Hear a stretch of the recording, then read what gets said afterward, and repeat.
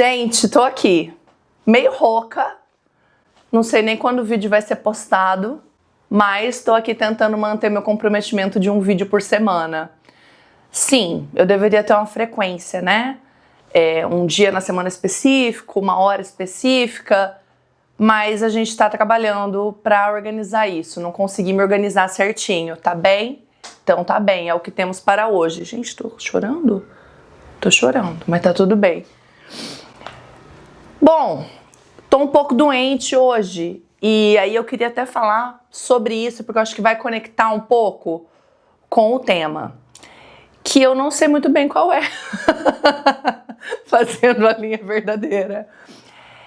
É engraçado porque quando eu comecei esse canal, eu achei que eu fosse falar muito mais de dicas práticas de viagem e eu acho que a ideia ainda é essa, mas é impressionante como eu tenho tido várias reflexões sobre viagem e tem várias coisas aflorando e que eu acho que é muito legal compartilhar. O último vídeo que eu postei sobre por que a gente tem medo de viajar com crianças, eu tive tanto comentário positivo, tanta gente me escreveu falando, cara, eu nunca tinha pensado nisso, adorei a tua linha de pensamento e me fez pensar de uma nova forma, eu nunca nem tinha parado para refletir sobre esse ponto de vista. Então eu acho que eu vou seguir um pouco nessa linha hoje também, que é o que tá vindo no meu coração. Talvez eu tenha que pausar aqui para tomar uma água, mas vamos que vamos. O que aconteceu essa semana? Essa semana tivemos um evento aqui, né, na nossa família, que foi o quê? O meu marido, como eu já disse algumas vezes, o Prad, ele é indiano e o irmão dele e a cunhada vieram para a Europa para passar férias aí 2 semanas. Foram para a Suíça e iam acabar a viagem em Milão. E Prad e eu resolvemos encontrá-los aí no fim da viagem. Então encontrá-los aí nessa perna que eles estariam em Milão, porque seria muito mais fácil pra gente, tem voo de Barcelona para Milão muito mais facilmente, e o Pradip já também não tinha tantos dias de férias para tirar. Então a gente decidiu que essa perna seria a mais conveniente para a nossa família nesse momento. Então foi meio que uma viagem de última hora, porque eles se planejaram de última hora e a gente até o último instante também não sabia se a gente ia, em qual perna da viagem a gente iria, mas nós resolvemos ir. E conversa vai, conversa vem, a gente tinha o quê? 3 dias, que foram os dias dessa semana, inclusive. A gente foi segunda, terça e quarta. Isso por si só, assim, já poderíamos ter várias reflexões, né? Porque esse geralmente não é o nosso estilo de viagem, de fazer uma coisa tão rápida. Principalmente porque foi muito cansativo. A gente saiu daqui, tipo, um voo de manhã, então acordamos 6 horas da manhã e acordo o Noah e preparo o Noah e a gente tinha já reservado um táxi que cancelou de última hora porque tava chovendo. Então foi um pouco apocalíptica essa viagem, até por isso que caiu minha imunidade e eu tô assim um pouco rouca. E aí a gente chegou em Milão. No fim da tarde, a gente chegou no nosso apartamento que a gente tinha alugado por volta ali das 4h30 da tarde. E como foi uma viagem entre os irmãos, bom, vamos dar um pouco de contexto. Prad e eu nos dividimos muito em funções quando a gente vai viajar. Então o Pradip geralmente cuida de visto, ele que faz o check-in das nossas passagens aéreas, ele que vê se precisa de alguma vacina, ele que inclusive quando a gente tá viajando cuida de todos os passaportes, que isso é uma coisa que mudou depois que o Noah nasceu. Antes eu ficava com o meu passaporte, ele ficava com o dele, mas desde que o Noah nasceu, alguém precisa ficar com o Noah, né, o tempo todo no braço, ou ter certeza que a criança não vai se machucar, não vai se perder. Então a gente mudou um pouco a dinâmica assim da viagem. Então a gente tem os papéis muito bem definidos e isso nos ajuda muito. E o meu papel geralmente tem a ver com preparar o roteiro, tentar entender o que a gente vai fazer, o que tem de único na cidade, tentar entender os horários dos voos. Mas como essa viagem foi sobre o reencontro dos irmãos, eu não palpitei muito, até porque o irmão e a cunhada já tinham algumas coisas pré-definidas, então a gente só entrou, né? Entrou na onda deles e foi muito mais sobre estar com eles, passar um momentinho com eles, do que conhecer um novo lugar em si. É lógico que a gente acabou tendo algumas experiências muito legais, mas eu fiquei tendo muitas reflexões sobre essa viagem. A primeira delas foi, no vídeo passado eu falei que o Noah conhecia 10 países. E uma semana depois, ele já esteve em 12 países. Então, o Noah nunca tinha ido para a Itália, então a gente teve essa experiência em Milão. Mas, conectando com o roteiro que eu estava falando, que não fui eu que planejei, que foi uma coisa muito diferente do que geralmente a gente faz,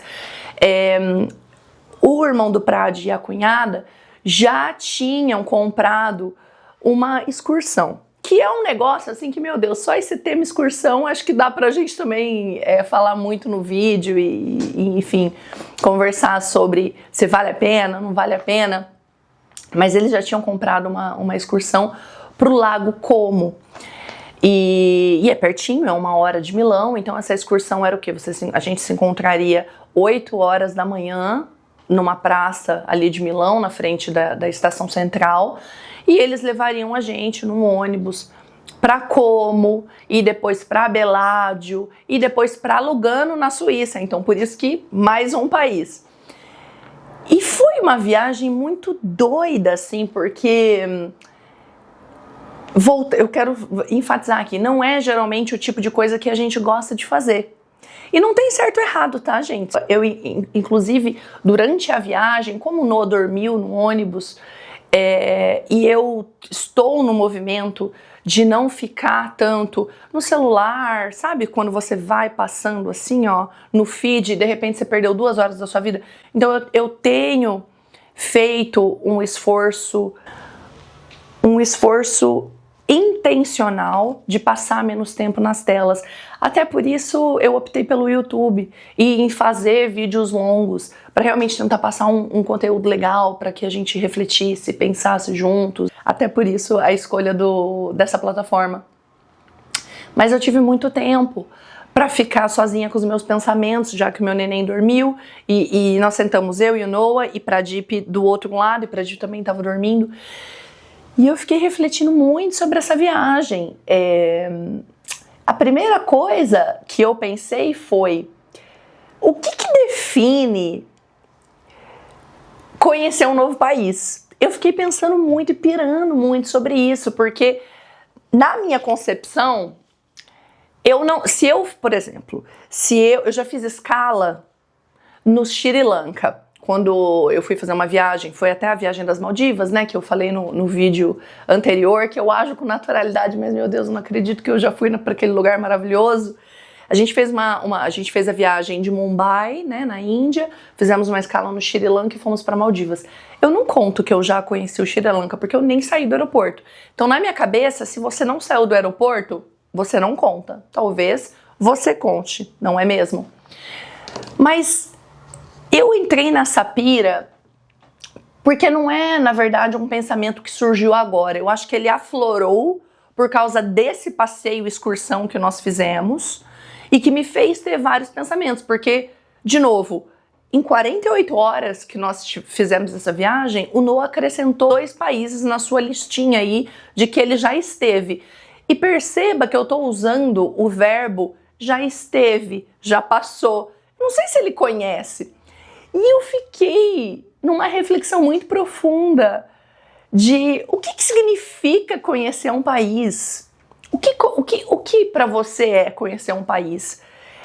Teve um momento da minha vida, quando eu citei também no vídeo anterior, que eu fiz um programa de au pair na Holanda, quando eu tinha aí 21, eu completei 22 anos durante o programa.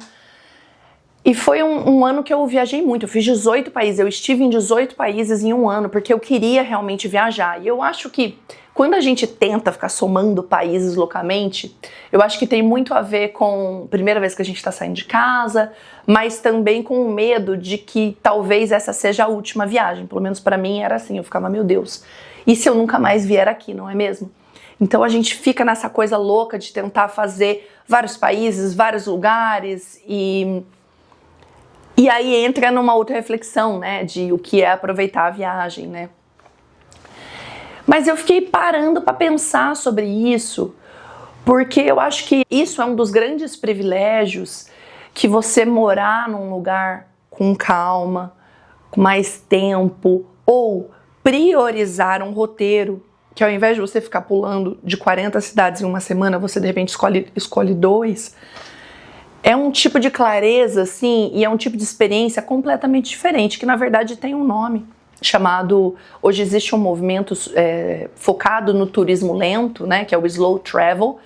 É uma história muito legal, vou contar para vocês. Eu fiz um mestrado em jornalismo de viagens aqui na Universidade Autônoma de Barcelona, e a gente estudou um módulo só sobre o turismo lento, que falava muito sobre isso. Ele começou com um movimento que era do slow food, né, que é da alimentação lenta. Eu não sei qual que é a tradução exata aqui no Brasil, que a gente usa no Brasil, mas é você se alimentar de uma forma lenta. E começou na Itália, inclusive, na década de 80, 1986, quando foi abrir o primeiro McDonald's em Roma. Então, as pessoas elas ficaram tão revoltadas que ia abrir um fast food em Roma, que começaram essa valorização da comida local. Então, assim, do que era ali feito pelo produtor, desde a parte agrícola, de usar alimentos da estação, alimentos ali da região, mas também feito por pessoas que conhecem o sabor local, o tempero local. Aqui na Espanha, onde eu moro, às vezes você vai ou no mercado ou nos restaurantes e eles têm um conceito também chamado 0 quilômetros, que tem a ver que todos os produtos foram cultivados num raio de 100 quilômetros de Barcelona. Então é um negócio muito forte aqui na Europa. E tudo isso eu no ônibus pirando sobre isso, porque eu fiquei pensando, cara, sim, o Noah esteve em 12 países, mas ele conhece esses países? Eu não vou nem entrar no mérito de se ele vai lembrar ou não das viagens, porque eu acho que não é sobre isso. As viagens também não têm a ver só com a memória dele, mas tem a ver também com a nossa memória, né, como mãe e como pai dele. Mas eu fiquei pensando, e eu vou dar um exemplo muito prático, eu fiquei pensando sobre o que é conhecer um país e se geralmente a gente vai com a cabeça aberta para realmente conhecer o país, ou se a gente quer só reforçar aquela ideia que a gente tem do país. Olha que loucura isso. Vou elaborar. Eu morei na Holanda, como eu citei aqui algumas vezes, morei 1 ano na Holanda. Quando você fala em Holanda, no Brasil, as pessoas vão pensar o quê? Geralmente, tá? Legalização da maconha, talvez uma tulipa, um moinho, uma red light district, são os clichês, né? E é engraçado que quando você vai para Amsterdã entrega muito isso. Você vai ver, sim, a red light, você vai ver um monte de coffee shop, você pode inclusive ir no Jardim de Tulipas, né, no Keukenhof, que é ali pertinho de Amsterdã. Mas eu não morei em Amsterdã, eu morei no sul da Holanda, eu morei numa cidade chamada Maastricht, que era divisa com a Alemanha, não na divisa, mas bem pertinho, era meia hora de ônibus da Alemanha, meia hora de trem da Bélgica. E foi uma Holanda tão diferente, foi uma Holanda bucólica, sabe, foi uma Holanda numa cidade universitária, foi uma Holanda que as pessoas andam de bike para tudo quanto é lugar, e muita natureza, e tinha muito a ver com estar andando de bicicleta e ver uma macieira. Eu nunca tinha visto uma macieira antes e poder colher uma maçã. E esse é o tipo de coisa que quando você vai, de repente, sugerir um roteiro para as pessoas, porque às vezes as pessoas me falam, eu tô indo pra Holanda, o que você sugere? Eu fico assim, gente, como que eu vou falar que, na verdade, esse momento da macieira teve muito mais valor para mim, porque era um negócio, assim, tão único e tão autêntico do lugar. E aí entra numa outra camada, né, que existem algumas experiências que você não pode pagar para ter. Você pode pagar para estar lá, lógico, mas você não pode pagar para ter. Por exemplo, você pode pagar para fazer um tour. Mas a probabilidade dessa pessoa te mostrar também um viés mais turístico, um viés mais massificado, é muito grande. E é diferente, nessa época da Holanda, eu conheci o Couchsurfing, que é um movimento super legal, que é uma comunidade de viajantes, que você inclusive pode ficar de graça na casa das pessoas, sempre leiam os depoimentos. Eu, como nessa época eu viajava, né, mulher sozinha, eu sempre li os depoimentos para ter certeza que era um perfil que eu confiaria. Às vezes, inclusive, entrava em contato com as meninas. Eu preferia ficar com hosts mulheres, inclusive por segurança. Mas além desse viés de repente você poder dormir na casa de uma pessoa gratuitamente, não era sobre isso, era sobre justamente você fazer conexões com locais que vão te mostrar uma cidade além do clichê, além do estereótipo. E eu tive experiências maravilhosas, assim, tendo acesso a essa plataforma. E isso se intensifica se você de repente tem um amigo nesses lugares, né? Para pensar, quando você tem um amigo que mora numa cidade diferente do Brasil, o olhar que você vai conseguir ter, a perspectiva que você vai conseguir ter, justamente por ter um local te guiando, é completamente diferente. E eu fiquei pirando sobre isso, assim. Então, é engraçado pensar, né? Se a gente realmente conhece o lugar. E eu me sinto muito responsável quando as pessoas me pedem dicas, quando as pessoas me pedem, nossa, você já foi, sei lá, para tal lugar. Eu falo, gente, mas é tão complexo isso, é tão complexo porque, de repente, a tua experiência também é completamente diferente da outra pessoa. E aí eu jogo um outro exemplo. Pradip e eu moramos 1 ano aqui em Barcelona antes da gente ter o Noah. A nossa experiência de Barcelona era completamente diferente, era muito assim a vida de um casal expatriado, a maioria dos nossos amigos eram gringos, foi muito difícil fazer amizade com os catalães mesmo. Depois que o Noah nasceu, a gente realmente entrou e começou a fazer parte da comunidade, porque Noah começou a ir para a creche, então a gente começou a conhecer as outras famílias, e aí surgem os convites, vem pro aniversário do meu filho, vamos brincar esse fim de semana juntos, a gente tá aqui na praia, você não quer trazer o Noah? Noah abriu muitas portas pra gente se sentir parte daqui da comunidade mesmo, isso é uma coisa muito doida. Então, são experiências diferentes, se de repente você é um homem gay morando em Barcelona, ou se você é um casal de idosos morando em Barcelona, ou se você é um universitário que não fala espanhol em Barcelona. São várias óticas, né? São várias experiências diferentes, e eu acho que a gente tem que ter muito, muito cuidado com isso, até pra gente não rotular um país, né? Esse país não, esse país sim, cada um tem uma experiência. Eu morei quase 2 anos na Índia, e eu sou apaixonada pela Índia. E ao longo desse processo, eu também tive a oportunidade de ir tendo experiências diferentes com o mesmo país. Porque quando eu cheguei, eu tinha o meu olhar de mulher estrangeira, né, de mulher ocidental, sendo trainee, né, numa multinacional. Então, a maioria dos meus amigos ou trabalhavam ali na empresa, ou eram mais estrangeiros, né, que moravam comigo, que também eram trainees.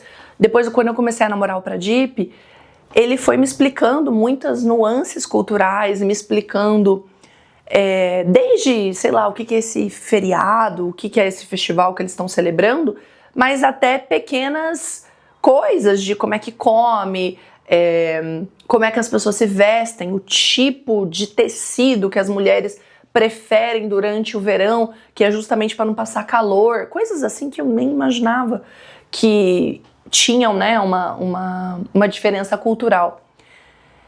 E depois a experiência de ser casada com um indiano e a família ser mais aberta, e aí, né, você vai tendo mais e mais camadas do que é estar naquela cultura.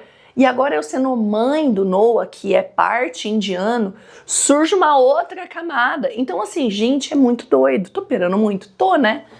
Mas eu fiquei tudo isso no ônibus, porque a gente passou 1 hora em Como, 1 hora em Beládio e 1 hora em Lugano, no final das contas. E eu fiquei pensando, falei, gente, será que eu conto pra mim mesma, né? Conto como, cara, já estive em Como? Já estive. Conheço como? Não conheço. É tão doido porque essas excursões, eu até fiquei pensando por que eu não gosto. Já fiz, tá? Já fiz algumas vezes e em algumas vezes eu acho muito conveniente. Na China, por exemplo, a gente fez uma dessas excursões para a muralha da China porque a gente não estava afim de pegar o transporte público e se virar no mandarim que a gente não tem, com um bebê de 13 meses, né? Na época ele tinha 1 ano e 1 mês. Então a gente não estava afim de passar um perrengue. Então essas excursões, inclusive, são ótimas. Se você tem criança pequena, se você tem alguma questão de mobilidade, se você não fala o idioma e isso te causa muita ansiedade, então é fácil, porque você não precisa pensar. Mas é muito doido, porque você conhece de forma muito superficial. E dentro dessa 1 hora, você tem que conhecer o lugarzinho, ainda arrumar um tempo para ir ao banheiro, ainda arrumar um tempo para, sei lá, comprar um café porque estava super frio, para comer alguma coisa, para trocar uma fralda da criança. Então, eu fiquei tão reflexiva sobre o que é conhecer um lugar. O que é conhecer um lugar? E depois de 4 anos morando na Espanha, sabe aquela frase? Só sei que nada sei?